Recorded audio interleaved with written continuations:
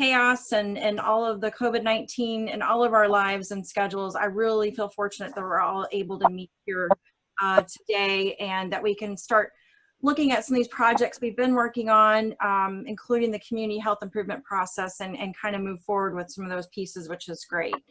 But before I jump in today, I wanted to take a minute or two just to run through the agenda for today. So that'd be next slide. And Marcy? Will it advance? There it goes. Yay.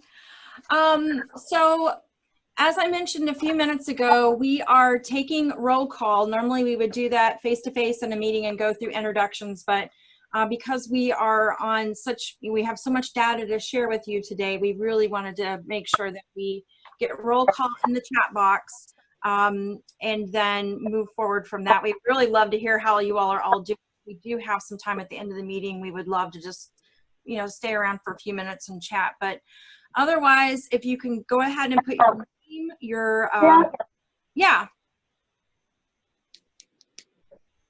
Oh, was that a Jen?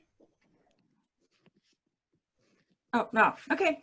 If you could go ahead and put your name, your title, and your agency in the chat box, that is the way we're going to capture your signature for our accreditation purposes with the health department. So we'd appreciate that if you could do that if you haven't done that yet.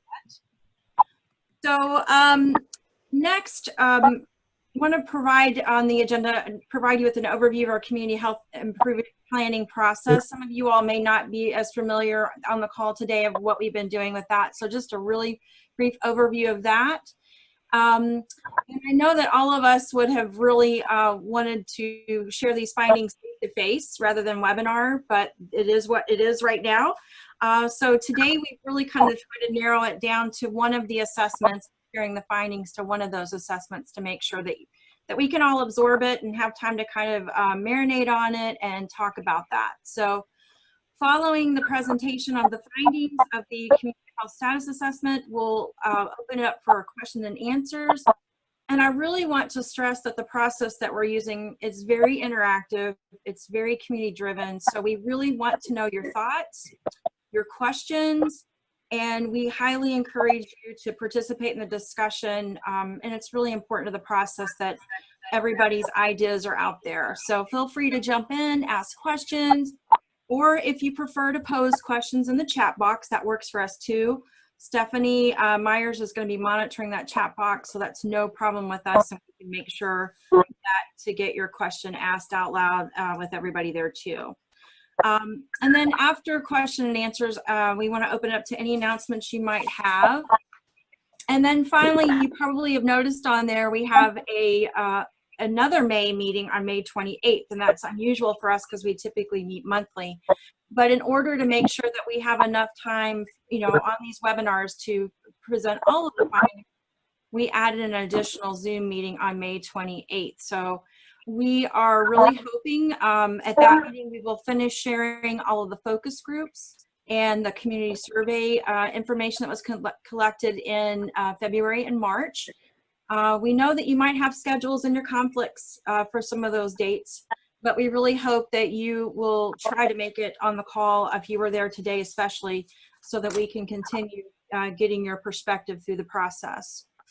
Next slide, please. Any questions before we move on? If you are in the background, you might want to mute your line if you're not speaking right now. There is a little bit of feedback that we can hear on the line too. So, just wanted to take a minute to review this framework that we're using for our community health improvement process planning. We are using a framework called MAP. It stands for Mobilizing for Action Through Planning and Partnerships. This process includes the completion of a community health assessment, what we call the CHA for short, and it ends with the formation of a community health improvement plan, what you might hear us call at meetings the CHIP. So basically we come up with the CHA, and then from that information we look at strategic ideas and things that we need to focus on. And then together as a group, we develop a community health improvement plan with strategies and actions to address those issues we identified. So the deadline for us to complete the CHA, which is the Community Health Assessment, is June 30th of this year. So you can see we're through the starting gate, and we can start seeing the end in sight for that. This is a very interactive and iterative process, so we are definitely wanted to take our time this meeting and the following 2 meetings to really look at the assessments, answer any questions you have, see if you think we're missing some information before we head into identifying strategic issues. And then starting next fiscal year, which for us is July 1, we'll start formulating those goals and strategies for the CHIP plan.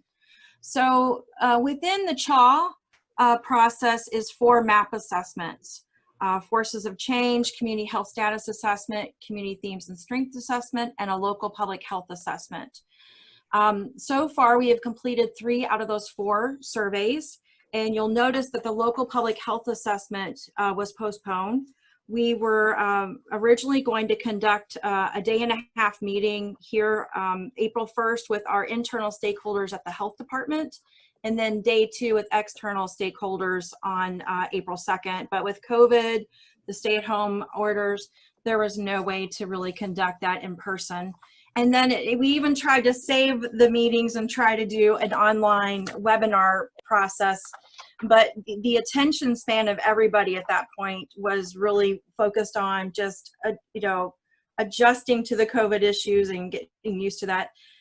We didn't really have an attention span, including ourselves, and we were in COVID duties to do that. So I did call the state office, and they gave me some guidance on how we could postpone that section of the survey, get that done later on this year if we can fit it in, and then we'll just do an update to our community health assessment when we get the data. So I did want to let you know that.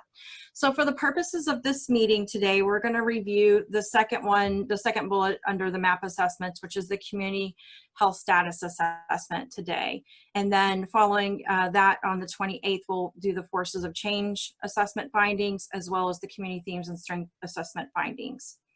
So next slide, please. So to present the findings, I would like to introduce you to Marcy and Julie with the Ronick-Radlauer Group.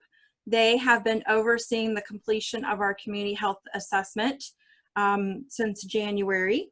So Marcy and Julie, I will let you take it away. Thank you, Jennifer, so much. We're so grateful to be here, and we know this is, what we call the new normal, or I guess how we're getting used to doing things a little bit differently. Typically we like to do this in person so that we could get to see all of you and meet everybody and really get a chance to talk to folks. But we're building the plane as we're flying it. We're doing a lot of training online, so Zoom has become our best friend. And we're still learning as we go along, but it is a way to get people together, at least when we can't connect. We're down in Broward County, just so that you all know where we are. So we're in the hot spot of the state here, starting it out. Thank you. You're welcome, I should say. And so we've been working, though, with the Department of Health since before January. We started talking before January and then jumped right in January. Some of you participated in our focus groups. Many of you probably completed our community leader survey, as well as the community resident survey. So we're just going to go through and tell you a little bit about what we did, and then we're going to jump right into the data because time is short and we want to leave time for questions. So just the process, we used a mixed methods approach to collecting the data. So we did both a quantitative and a qualitative analysis. And again, today we're going to be presenting the quantitative data, which most of the data came from Florida Health Charts. It came from the Behavioral Risk Factor Survey. It came from County Health Rankings, the ALICE data, the US Census. And just a caveat, just so you know, the data sets don't always line up as much as we would like them to in terms of dates. So sometimes the census collects data differently than the way Florida Charts does. So we did our best to keep them as consistent as possible. We also tried to align with the previous assessments that were done in 2010, 2015, so that we could do a trend analysis and see if there were changes. In terms of the qualitative, you heard us talk about focus groups that we did, the key stakeholder interviews, the forces of change, the Community Leader Survey and the Community Resident Survey, and we want to thank all of you who participated in that process, and we'd like you to come back on the 28th so that you can hear the results of the qualitative analysis. Okay. Before I move forward, Julie, do you have anything you want to add? No, I just want to thank everybody for coming today, and we know that this is going to be a lot of information for you guys to digest, but we really hope that you can pay attention and give us really good feedback as we move forward with this process, because we want to include your voices in this assessment. And Stephanie, if anything comes up in the chat, since I can't see the chat, I'm just looking at the screen. That's why you got me. I'm good. Yeah, okay. I'll let you know. Yep. Perfect. Okay. So we're ready to just jump into the data now, right? Everybody's good? Yes. Okay. So the quantitative data, we looked at the demographics of the county. We looked at some of the social, well, we looked at all what we're presenting today is some of the social determinants of health, but we looked at a lot of the social determinants of health. We looked at healthcare access, mortality, morbidity, maternal child health, and behavioral health. And I already told you where the data was gathered from and what it was compared to. I will also say that during this presentation today, we did not include any disparity data. So if there's something that jumps out at you and you say, oh, wow, I'd really like to know if there's disparity in that data, put it in the chat box and let us know, because we're going to do a deeper dive. We've already done some of the deeper dives, but we'll continue to do deeper dives so that we give you as much rich information as possible, so that when you're developing those strategies and those goals and objectives, you have all of the information available to you, okay? Yep, I was going to say something else, but it just went out of my head. All right, so in terms of population, the total population in 2018, and the data that I'm presenting to you when it's overall is 2018 data. So the total population in 2018 was 321,128 residents, and that was a 15.2% increase from 2010. 27% of the population now is age 24 and under, and 24% are 65 and older. 74% are white, 21% are Black or African American, and 19% are Hispanic, and 16% are foreign born. As I'm going through, I just remember what I was going to say. As I'm going through, we want you to think about things that jump out at you as we're presenting the data, and then also things that you might want to know a little bit more about. You say, I want to know a little bit more. What is that really? Can we get some more information about that? And then what also jumped out at you? So if you could put that in the chat box, and Stephanie's going to monitor that for us, that'll be great. Okay, so here you can see the increase of the population from 2010 to 2018, and then also you can see the changes in the demographics. So you can see the decrease in the other age ranges and the increase in the 65 plus population. And then also you see on this slide that the percentage of white and non-Hispanic residents has decreased since 2010, while the percentage of Black, other, and Hispanic residents has increased during the same time period.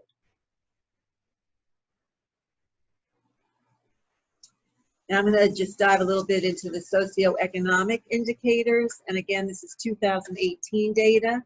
So the median household income in 2018 was $54,098.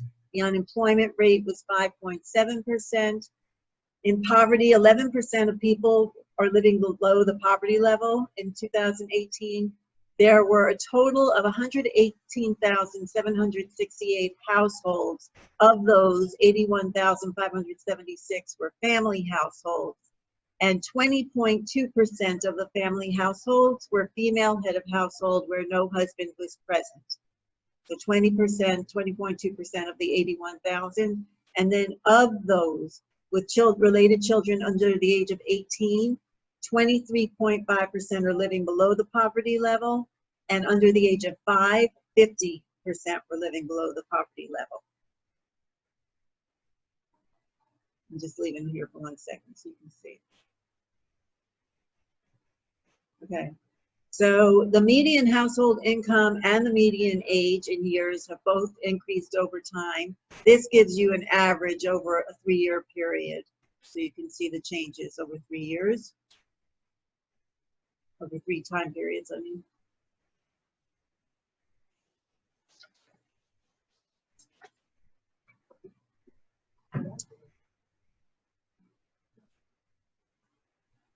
Also, the rate of poverty has declined, as well as the rate of unemployment. Another caveat is, we're not going to give you our thoughts or opinions about why we think that this might have gone down, even though we do have thoughts and opinions about it.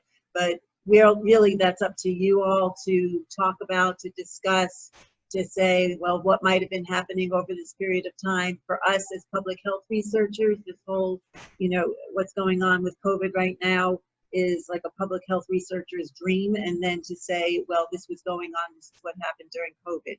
So why did the poverty rate decline? Why did the unemployment rate decline over this period of time?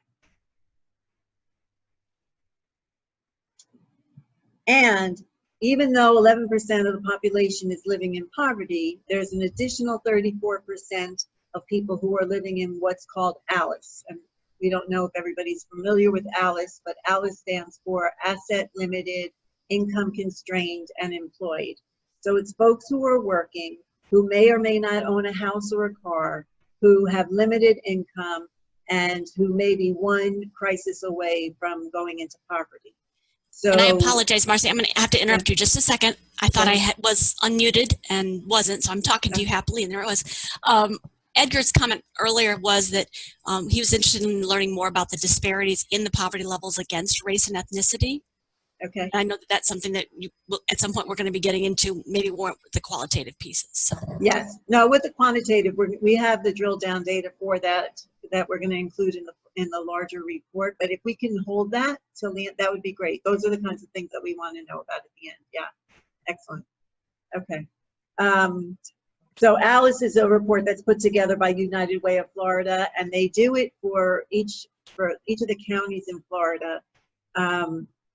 Unfortunately, what they don't do for St. Lucie County is they don't break it down by the cities within St. Lucie County. So for example, in Broward, they break it down by the larger cities that are in Broward, so you really can get that drill down data there. But an additional, go ahead. United Way of St. Lucie County does have the breakdown by zip codes. Okay. So that is information that we can provide, and I included a link in the chat for the updated ALICE report that just came out Monday. Oh, perfect. Yeah, so the poverty changed a little bit. It's now 12% that's living in poverty, but the ALICE population is still 34%. Excellent, thank you. And I will forward that to you in email so that you guys have it. Great, perfect, thank you so much. And if anybody else has anything that they want to add or send our way, not that we don't have enough information, but we're happy to have more. Okay, thank you for that. Okay, so then a little bit about the social determinants of health. So almost 6% of the population has less than a 9th grade education, which is greater than the state. 86% is a high school graduate or higher, which is less than the state. 20% have a bachelor's degree or higher, which is also less than the state. And 7% have a graduate or professional degree, which is less than the state.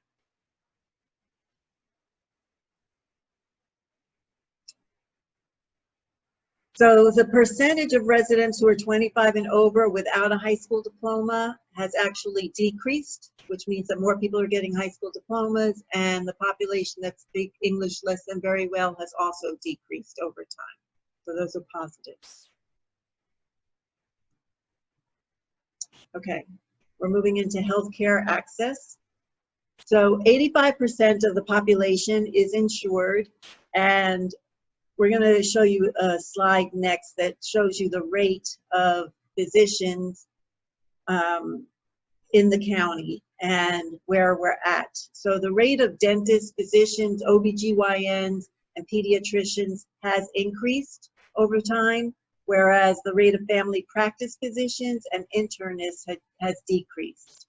And there are currently 502 mental health care providers, which includes psychiatrists, psychologists, clinical social workers, and counselors that specialize in mental health care. and the number of nursing home beds have decreased over a period of time. So the number of adults with health insurance has increased.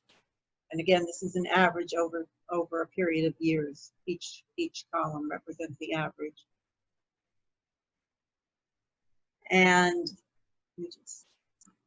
okay. So there are quartiles that are measured in the county health rankings, and a quartile looks at how St. Lucie County compares to other counties in the state. So if you have a ranking of in the first or second quartile, you're performing better. If you're in the second or the third or fourth, you're performing worse than the other counties. So St. Lucie County, I like to say we, because when we do our work, we feel like we're part of St. Lucie County. So we continue to perform poorly in this area, and we scored in the third quartile for availability of all licensed professionals compared to the other counties. The good news is we didn't score in the fourth quartile, but we didn't score in the first or second either. And here you can just see the different rates. Okay. As we said, in 2018, the nursing home beds were in the third quartile. The other hospital beds were in the second. And in 2010 and 2015, the specialty beds scored in the first quartile.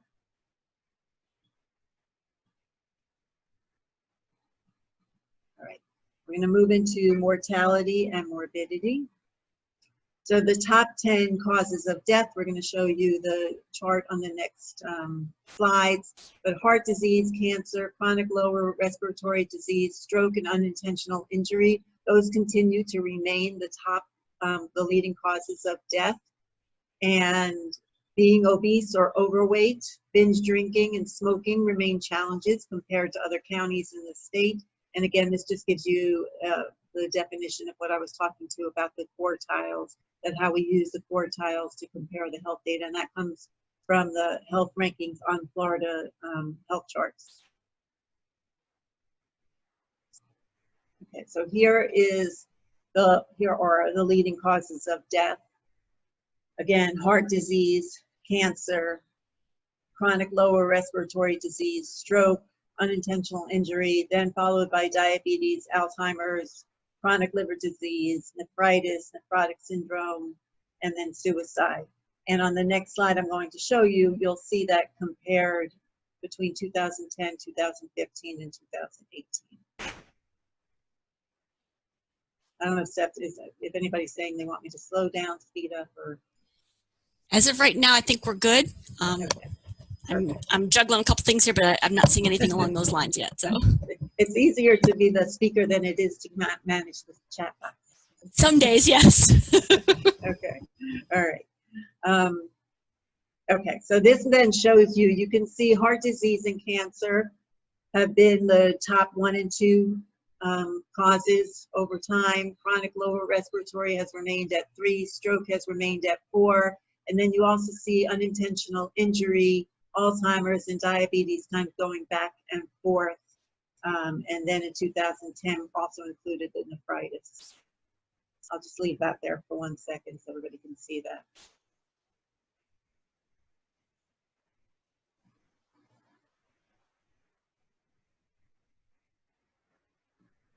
Okay. So we talked a little bit, I spoke about the overweight or obesity. We remain in the third quartile in the state for adults who are overweight or obese, although it has gone down slightly from 2010 to 2016. This does remain a challenge for the county. And binge drinking, again, while it's decreasing, and the people who have, residents who have never smoked, is increasing, which are both good things. We still remain in the third quartile in the state for both of these areas. Okay, so maternal child health. So the good news is that teen births are going down, and the preterm birth and the infant mortality is going down. The challenge is that we have increases in our late or no prenatal care among our residents, and also that preterm birth rates are increasing. Preterm birth rates are generally an indicator of infant mortality, so it's kind of interesting that the preterm birth rates are increasing while the infant mortality rates are decreasing. And so here are the charts. You can see the teen birth rate, the teen births are decreasing while the rates of late or no prenatal care are increasing. And then here you see the preterm birth rate. The preterm birth rates have been increasing while the infant mortality rates have been decreasing.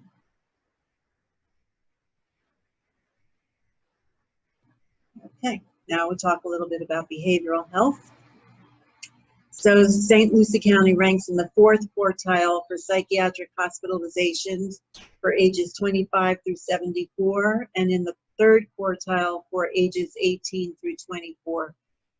This is actually, there's a shift in this, in that years ago, St. Lucie County was in the 4th quartile for pretty much every single age category except for 75 and above. So we've actually made some improvement in that area for 25 and below. And the rate of drug poisoning deaths remains steady while the rate of suicide deaths is increasing. So you can see the drug poisoning deaths here, and these are the deaths that result from either unintentional or intentional overdoses of a drug, being given the wrong drug, taking a drug in error, or taking a drug inadvertently. I don't know if any of you work in this area, but this is taken from the death certificates, and it really depends on what's written on the death certificates as the cause of death. And sometimes, having worked in, Julie and I did the opioid assessment in Palm Beach County, and we know that those deaths are underreported because the medical examiner is not always reporting it, and it's not always being reported on the death certificate as the cause of death. So take that as a caveat as well. And then you can see that the suicide deaths are actually increasing. The rate is increasing over time. Okay. So that concludes the quantitative aspect of the presentation. And so, Seth, I don't know if people did write in the chat box, or we want to open it up to discussion, Jennifer, and talk a little bit about. Couple comments I want to share with you from Dr. Lomax. The increase in physicians is great, but the numbers are increased in South County and far less in North County. And then building on that, one of the things that North County needs is more OBGYNs.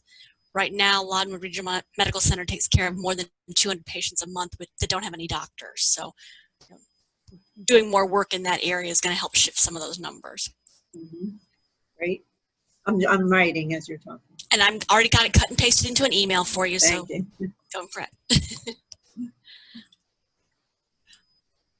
Edgar made a comment that preterm birth is a risk factor for SIDS and SUIDS. So. Mm-hmm. Yeah, that's why I was surprised actually when I said that the infant mortality rate was going down. That actually surprised me. Edgar also indicated that binge drinking is a risk factor for SIDS. That what is? Binge drinking. Mm-hmm.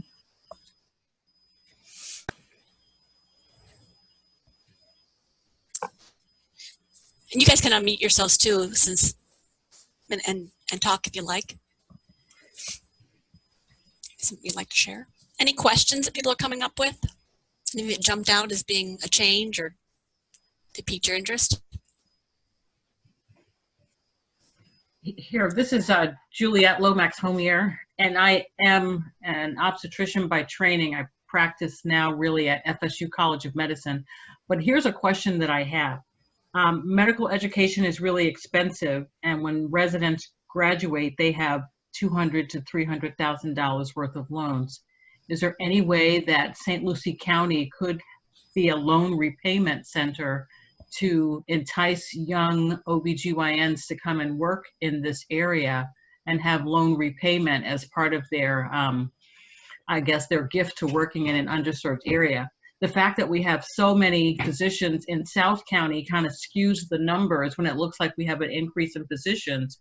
But the reality is that the North County is really not well represented in terms of obstetrical care. I sat in on the monthly meeting that we have at the hospital today. Sorry, you could see who I am as I talk.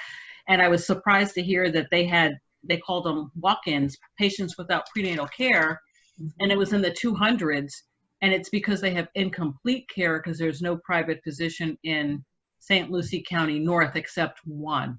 So patients may be getting spotty care, but when it comes time to deliver, they don't have a doctor that knows them that can carry on. So they're delivered by the hospitalists, and thank God we have them now. But that's just concerning that we will continue to allow that to happen, especially because this working group has done such a good job at decreasing infant mortality over the time. And I just hate to see all that good work reversed because of things that are happening that are of no fault of anyone, but there has to be a way to entice young doctors to come here and work, and not just in the South County of beautiful St. Lucie County. I have a question about that, Dr. Loma. Do you know if those women that are coming in, are they on Medicaid or are they on emergency Medicaid? Well, put it this way, as a former obstetrician, if you're going to deliver babies in Fort Pierce or St. Lucie County, you have to take Medicaid. And many people convert to Medicaid because they may be the working poor people who work every single day, but their jobs don't give them insurance. So that's a commonality in the state in general. And I'm going to assume that many of them are, but I don't think that every obstetric group can absorb all of those patients to take care of them. I know that one of our federally qualified health centers recently had some difficulties, and some of the physicians left and shifted their employment, but there is a gap. I mean, 200 patients that come into a hospital every month with not a doctor assigned, that is a red flag. And I don't know how you can solve that as a community. Well, I think that's part of that's going to be where we start looking at the CHIP plans and maybe start identifying, what are some things that leadership in the community can do? What are some of the potential solutions? And we factor that into our planning for the next 3 to 5 years. So, loan repayment for young doctors, that will entice people to look at this area differently. And then when you come, you say, wow, this is great, I'll stay. That's how I got here. Because who ever heard of Fort Pierce if you live, in the Northeast? But I digress. I do have a comment from Mel. She is listening. She doesn't have a mic, so she can't unmute. But some of the North County residents end up going into Vero Beach and Stewart and into South County for, I'm assuming, for ongoing care, Mel. But I think what Dr. Where is Mel from? She's from Healthy Start. I was going to ask. I thought there yeah. was somebody from Healthy Start on the call, so I was going to ask if anybody could chime in. And she's saying for OB care, that's where they're ending up going. But based on what Dr. Lomax is saying, that the people that are coming through are not getting OB care, period. Is that They right, get a Dr.? little. Okay. They get spotty care because I asked the question. They get incomplete care. But if you don't have transportation, reliable transportation, Vero may seem like another world. And that's great, but you don't want to lose all of that from our county. And I can remember from the fetal infant mortality meeting group, they stated that the highest mortality rates for fetuses was in the 349 zip code, which is walking distance from the hospital. Just think about that. And remember, we have a level 3 nursery, nobody else does. That's critical when you're taking care of patients that are high risk. Great.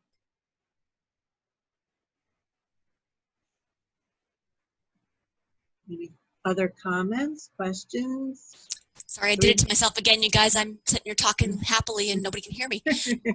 Nancy Arnold from Area Agency on Aging indicated she'd really like to see a number of people living alone by age. Right, okay. And I know that we do have access to that information, so we'll make sure we factor that in. Mm-hmm. Would you also like that broken down by gender and race and ethnicity? I'm assuming. I'm just going to write it down. Yep, and I suspect you may be able to get us some of that information too. Yeah. Okay.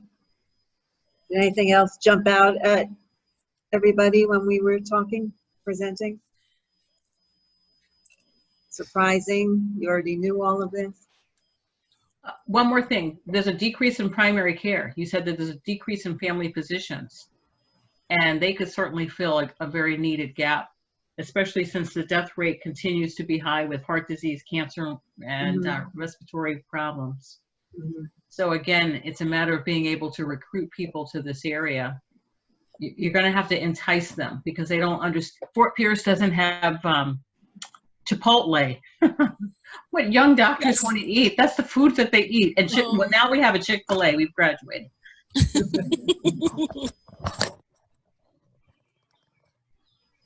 This will be a commercial to come back on the 28th for the qualitative piece, because in the community survey, folks did answer about if they hadn't seen their primary physician in the last 12 months, what were the reasons. So that's a commercial to come back for the next session. Thanks. And Nancy said yes to your question about by agent. I knew she would. You knew. I'm not that I want to derail it, but the people have questions, but I would really like to kind of get a sense from this crew of how you guys see this whole COVID experience impacting what healthcare and health and wellness in the community is going to look like in the next whatever time frame you want to pick. No courage out there, Hannah. I think we're all, it was what, Stephanie, you want a crystal ball or? Yeah. Is anybody, yes, I do, as a matter of fact. Are there people in the group that provide healthcare? I don't know who's in the group in terms of who's providing, or are you providing telehealth if anybody's doing that? Healthy Start, is Healthy Start providing telehealth, or are you going into just talking to folks on the phone? I know Mel. We're getting feedback, guys, I'm sorry. And Dr. Lomax also indicated more telemedicine would be very good.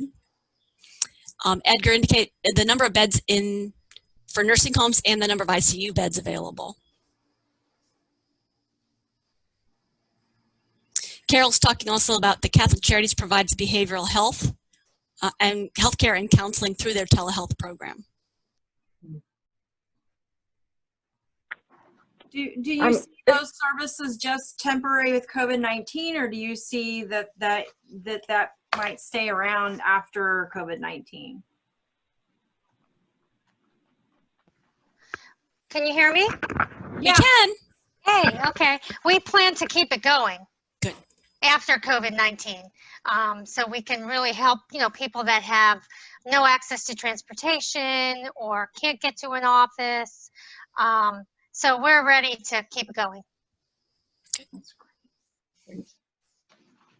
Stephanie, I can chime in for Whole Family Health Center. We are also implemented telehealth medicine.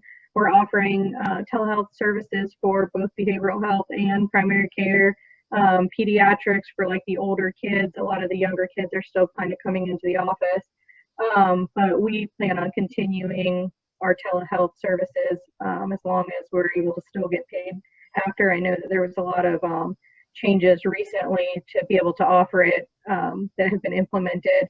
So assuming those remain, we will, and even if they, in any case, we're probably going to consider keeping it available because it is a big need for our patients, particularly with limited transportation. It's a really creative strategy in some sense, and I know that this has sort of been a pilot test to see how that went over, and we'll have to see if the insurers are willing to continue reimbursing for it. Yeah, I mean, we have, so some of our patients, some of our lower literacy patients have had some issues with the technology, and we've noticed in the last week or so, since some of the other restrictions are easing up, patients are kind of starting to want to come back in the office to some degree, but we're still kind of limiting. We're screening at the door if anyone is symptomatic or has fevers or has been in contact. We're not seeing them in the office.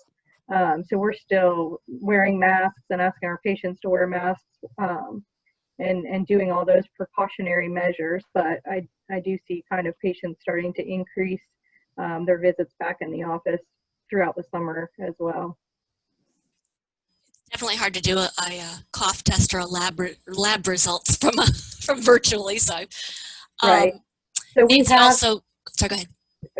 We have set up stations outside of the office to collect labs for patients that didn't want to come inside, as well as we've done some in the car visits for kids who didn't want to come in. and some of our COVID testing we've done from their car so that we're not exposing risk to our staff and other patients. I know that Nancy also indicated that their ADRC is offering evidence-based workshops for Tai Chi and chronic disease self-management. So they're doing all of that virtually as well. That's great. I've heard some folks that are doing workshops and they're having a hard time getting people to actually sign up for them, even though they're sitting at home and may have the time to do it. So Nancy, have you had any issues with that? People are participating in those virtual opportunities? And I don't know if you can unmute and talk, but. And while she's coming around to that, Nancy also indicated there's an issue. There you go, good. Oh, okay. You're on. We've been kind of getting them to sign up, but ours, you know, as seniors, so we're spending a half hour, I don't know, you know, or more, teaching them how to connect and preparing them to participate in the workshop. Yeah. But actually now some of them are saying, well, this is nice. This is the most I've talked to anyone for a while. Also. Yes. I know that for those of you who are, I'm trying to pull information here, so I'm sorry I'm jumping around a little bit, but there's also sounds like there's been an issue for clients that are getting in-home care services. They're afraid to have their home health aid staff come into their homes due to COVID-19. And I know that there have been cases where there's been a transmittal factor there. So their fear is certainly not unwarranted. You know, I was thinking back to Edgar and Stephanie when we did the Forces of Change survey last fall. One of the opportunities that came up from several groups was the opportunity to move to telemed and services like that. I don't know that we did anything else like Tai Chi or some of these other things. And if you look at Rhonda's chat feed on I think some of the Safe Kids, sports safety, bicycle pedestrian and things to virtual lessons as well. Those were all opportunities in the fall that are kind of coming to realization right now. You know, we were like, that's kind of pie in the sky at that point, that we thought some of that might happen as fast as some of it has. So it's kind of nice to know that some of those things are going to stick around as well. So they say need is the mother of invention. So it's amazing how quickly everybody was able to move to this new platform in light of what we're all experiencing. So Edgar's got a couple of other comments here talking about the link between poisonings, opioid use, and suicide is important to consider for future development of strategies. And also small businesses should learn how to create continuity of operations planning for emergency preparedness. I think it's funny that you say that, Edgar, because Jen and I were talking about how our current plan, it's all about hurricanes. We didn't have anything in there to be able to anticipate what was going on for COVID. You know, it just wasn't part of our planning process. So I think it does broaden your scope a little bit. It's why they talk about all hazards planning, you know? Yeah, and I think this incident has really opened the eyes of everyone. So I think we need to get on the bandwagon of perhaps creating some marketing tools, if you will, for sharing ideas with people and get the business sector involved because they have talent and they can provide us with other tools that we never thought about in terms of creating tools for people to become healthier, wiser in terms of preventative measures.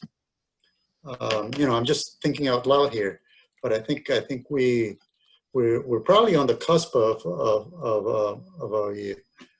a movement here where we can actually utilize a lot of these tools and get people mobilizing. And I think actually you make a really good point, and this is something Jen and I have talked about quite a bit over the last year, is local health is not just about the health department, it's about all of the community partners that are out there. And it may be that as we're looking at these areas, we start identifying who are partners that need to be part of the planning process so they can be part of the solution process. And what's the what's in it for them, you know, what are they going to get out of it, so that they can make it higher on their priority list. Because it's hard juggling all these roles that potentially could play. And I'm thinking that we need to look at what other groups are not involved in this process. Who else needs to be on the table?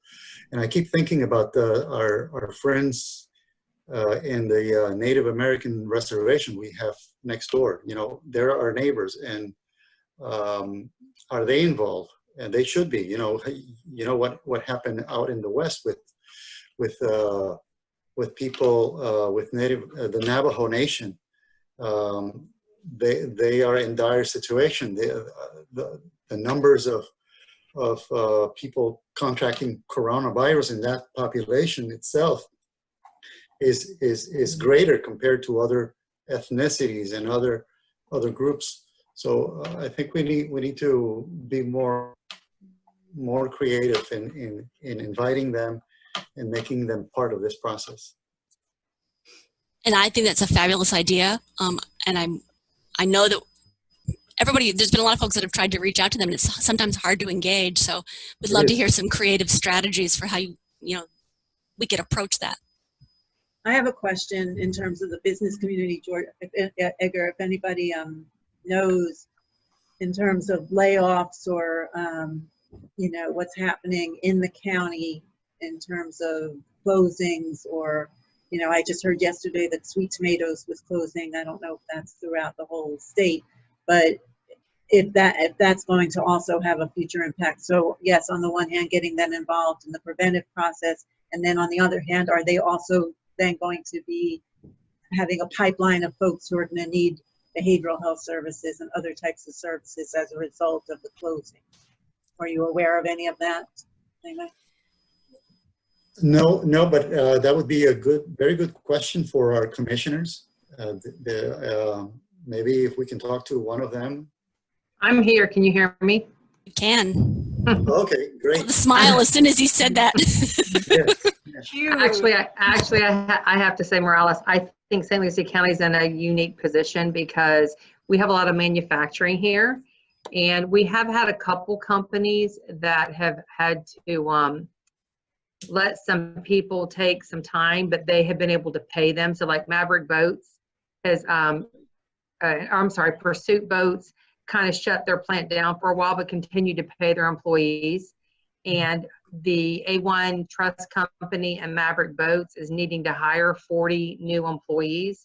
And so those that don't have a lot of skills, that maybe lost their job because they were in the restaurant industry or something, they'll be able to seek employment. We will have the jobs available as things open up. I know Phoenix Metals, the work that they do is more airline related, and the airlines have put off some of the jobs, but they are going to be working with some of the other companies out at the airport to kind of let their employees go that direction. So I think unemployment wise here in the county, I think we're kind of in a more unique situation and positioned differently than most counties because of what we have had our focus on over the last 3 years in manufacturing. And so I think that we're going to come out of this a little bit stronger than the average counties. It's nice to be able to say that for a change, isn't it? It sure is. Yeah. The other thing too is like tourism. So a lot of our tourism here is local. It's fishing and diving, and it's like the Babe Ruth baseball Little League tournaments and stuff. So what they did is they didn't postpone them. They didn't cancel them. They postponed them. And what they did is they established them now for the latter part of the year, which generally our hotel businesses here plan for that. They plan for a week season. Now that will be a strong season in 2020 for them because all of those organizations and fishing tournaments have rebooked, and they've just changed the date. They've actually added another fishing tournament, the SKA has. And so you're going to see higher numbers with the hotels in St. Lucie County going into the latter part of this year because they just rescheduled the events and the days. Because we're not a big parks and amusements and stuff, we're more fishing and diving and stuff. I think our tourism will also bounce back a little bit better, which will help us with some of our bed tax. We won't lose as much as most counties. I hope that helped. Yes. Yes, Yeah, thank very you. much so. Yeah. I think that expanding on Marcy's question, we could probably, I'm sure that people are like Ms. Townsend we're already, many of our leaders are already thinking about the other industries like retail and that are being hit hard, you know. So that, you know, I know that manufacturing may not be affected, but other industries will be affected, like and our restaurants have been hit hard. Yes. Yeah, and other service areas, you know. Like our gyms are still being affected. You know, they're still not able to open. Some of the massage places have opened, some have chose not to still. So there are still a lot of industries that are being affected and continue to be affected because they can't open yet. I got calls last night and 3 today already from arcades. So they're still not allowed to open. Yeah. So we still have businesses hurting here in St. Lucie County because they took a big hit, and some that are still not allowed to be opened yet. So yeah, everybody's affected by this in one way or another. Yeah. And I think we can tell from the discussion too that, you know, obviously everybody's put in the chat box some questions they had or data they want to see a deeper dive into a little bit. But also the forces of change work we did in the fall has changed somewhat now and probably we'll have to update that as we move forward as well. So this process is iterative and we can keep moving along with that. Obviously we'll come out with a document, but even after we finish and publish the community health assessment, we will continually update and add and refresh data along the way that meets the needs of our community and keep looking at that. So Marcy, anything else we need to hit on today, or anybody else, anything in the chat box you're seeing? No, And I need to jump off, everybody, because I have a press conference I need to get ready for in 10 minutes. Yeah. But, we'll be watching. You look thank you, good. everybody, and enjoy your weekend and just keep being awesome, because it's all of you and your commitment that's really making us shine right now. So I appreciate everybody's dedication. Thank you so much for joining us, Kath. Yes. Thank you for being here. Bye. Bye. Yeah, I think Steph, I think we covered everything that's in the chat box. Yes, I think I did. And the only thing I had left hanging was Rhonda's comments, and Jen got to those. So I think we're good. But I'll send you the notes and everything. And actually, I've had a couple people who've emailed me who didn't get the link, so I'll follow up with them offline. So for the call today. So, but I'll send you what I have. We had about 25 people on the call, including all of us. And we have another question in the chat box from Marie. Oh, there it is. This is Maggie Remy. Sorry, Marie Remy. I know Maggie. I know you as Maggie. So she is the chair of the, sorry, I had pop up there, Haitian American Council here in St. Lucie County. She's a psychiatric nurse practitioner.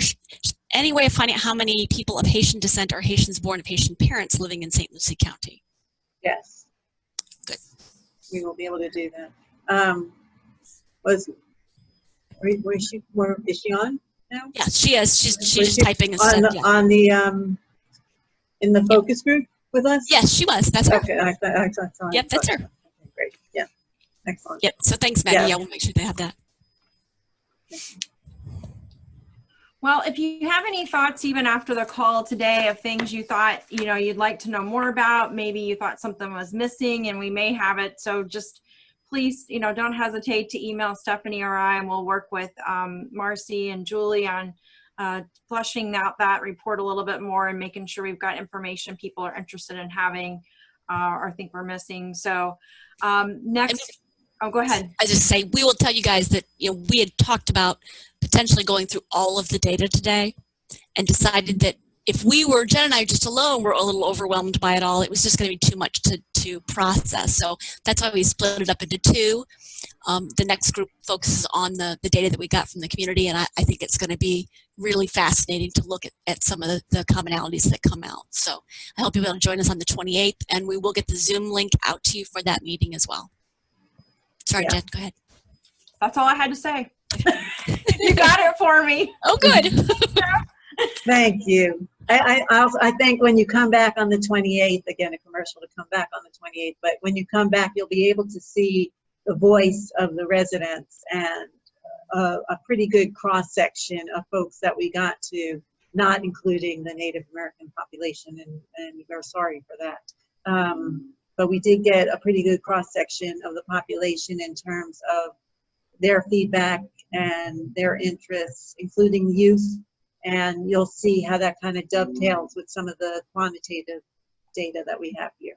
So we're excited about that to help you with your strategy. So thank you for the opportunity. And Thank you all. yeah, So, Carlita says thank you for the hard work. thank you. Thank you, Marcy and Julie. Yes. Great partners to work with on this project. Thank Huge you. project. Yeah, we've enjoyed it too. Yeah.